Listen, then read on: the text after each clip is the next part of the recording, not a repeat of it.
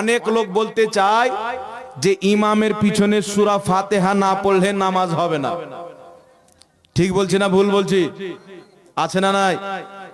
কিন্তু তাকে যদি বলেন ভাই একটা হাদিস দেখাও যে নবী পাক বলেছেন যেই ব্যক্তি ইমামের পিছনে সূরা ফাতিহা পড়লো না তার নামাজ হলো না, এই রকম হাদিস কিয়ামত পর্যন্ত আর 14 গোষ্ঠী দেখাতে পারবে না।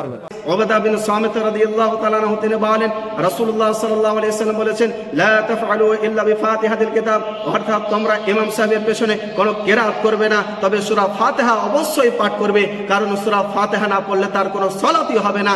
সহিহ বুখারী প্রথম নম্বর খণ্ডের 104 নম্বর পৃষ্ঠা ইমাম বুখারী একটি অধ্যায় রচনা করেছেন, বাবু উজুবিল কিরাতি লিল ইমামি ওয়াল মা'মুমি ফি সালাওয়াতি কুল্লিহা ফিল হাদারি ওয়াস সাফর ওয়া মা ইজহারু ফিহা ওয়া ইউখাফাত, অর্থাৎ ইমাম মুক্তাদিকে প্রত্যেক সালাতে সূরা ফাতিহা পাঠ করা ওয়াজিব, সেটা জেহরি নামাজ হোক অথবা সিররি, মুসাফির অবস্থায় হোক অথবা মুকিম অবস্থায়, প্রত্যেক সালাতে সূরা ফাতিহা পাঠ করতে হবে ইমাম মুক্তাদিকে, এটা হচ্ছে ওয়াজিব।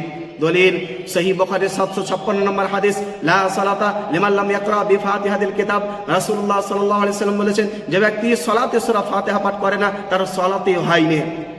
সুনানুল কুবরা 3087 নম্বর হাদিস, ইয়াজিদ বিন শারিক ওমর রাদিয়াল্লাহু তাআলা আনহুকে জিজ্ঞাসা করলেন আনিল কিরাতি খালফাল ইমাম, ইমামের পেছনে কোন সূরা পাঠ করতে হবে কিনা? তিনি বললেন ইকরা বিফাতিহাতিল কিতাব, সূরা ফাতিহা অবশ্যই পাঠ করতে হবে, জেহরি নামাজ হোক অথবা সিররি নামাজ হোক, ইমাম মুক্তাদি উভয়কে সূরা ফাতিহা পাঠ করতে হবে। সহিহ মুসলিম 169 নম্বর পৃষ্ঠা আবু হুরায়রা রাদিয়াল্লাহু আনহুকে জিজ্ঞাসা করা হলো ইন্না নাকুনু ওয়ারাল ইমাম, আমরা ইমামের পেছনে থাকি, কোনো কিছু কি পাঠ করতে হবে, কিরাত করতে হবে?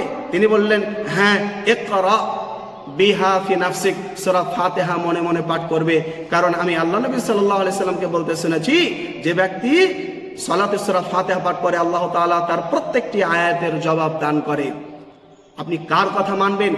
এদিকে বলছে এক শ্রেণীর মানুষ সূরা ফাতিহা পড়তে হবে না, আরেক শ্রেণীর মানুষ বলছে সূরা ফাতিহা পাঠ করতে হবে। আপনি রাসূলুল্লাহ সাল্লাল্লাহু আলাইহি সাল্লামের কথা মানবেন, এরও কথা মানতে হবে না, এরও কথা মানতে হবে না। মুসনাদ আহমদ 5700 নম্বর হাদিস, ইবনে ওমর রাদিয়াল্লাহু তাআলা আনহু তিনি বলছেন এই কাজটি করা যাবে। একজন ব্যক্তি বলছে আপনি বলছেন এই কাজটি করা যাবে, আপনার আব্বা বলছে করা যাবে না, আমি কার কথা মানবো?